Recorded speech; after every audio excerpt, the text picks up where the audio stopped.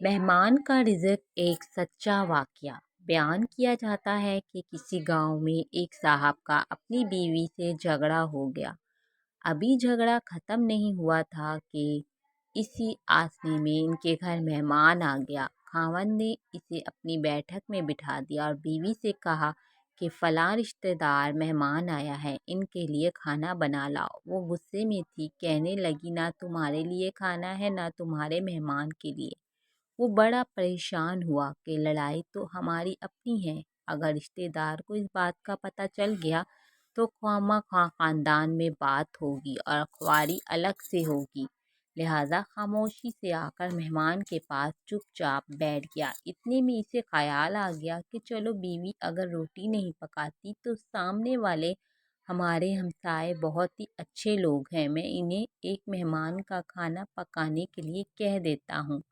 چنانچہ وہ ان کے پاس گیا اور کہنے لگا کہ بیوی کی طبیعت آج کچھ خراب ہے، لہٰذا آپ ہمارے مہمان کے لیے کھانے کا انتظام کر دیں۔ انہوں نے کہا ٹھیک ہے۔ وہ مطمئن ہو کر مہمان کے پاس آ کر بیٹھ گیا کہ مہمان کو کم از کم کھانا تو مل جائے گا، جس سے میری عزت بھی بچ جائے گی۔ تھوڑی دیر کے بعد مہمان نے کہا کہ ذرا ٹھنڈا پانی تو لا دیجیے۔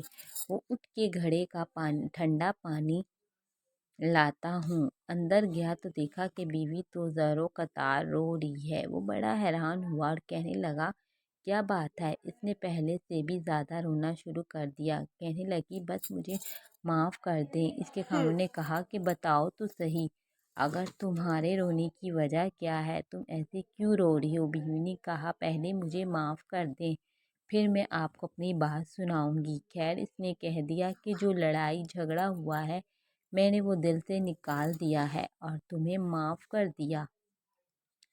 پھر وہ کہنے لگی کہ جب آپ نے آ کر مہمان کے بارے میں بتایا اور میں نے کہہ دیا کہ نہ تمہارے لیے کچھ پکے گا اور نہ ہی تمہارے مہمان کے لیے کچھ پکے گا تو آپ چلے گئے، مگر میں نے دل میں سوچا کہ لڑائی تو میری اور آپ کی ہے اور یہ مہمان رشتہ دار ہے، ہمیں اس کے سامنے اپنے جھگڑے کی پول نہیں کھولنا چاہیے۔ چنانچہ میں اٹھی کے کھانا بناتی ہوں۔ جب میں نے باورچی خانے میں گئی تو میں نے دیکھا کہ جس بوری میں ہمارا آٹا پڑا ہوا تھا، ایک سفید لباس شخص اس بوری میں سے آٹا نکال رہا ہے۔ میں یہ منظر دیکھ کر سہم سی گئی۔ وہ مجھے کہنے لگا کہ اے خاتون پریشان نہ ہو، یہ تمہارے مہمان کا حصہ تھا جو تمہارے آٹے میں شامل تھا۔ اب کیونکہ یہ ہمسائے کے گھر میں پکنا ہے اس لیے وہی آٹا لینے کے لیے میں یہاں آیا ہوں۔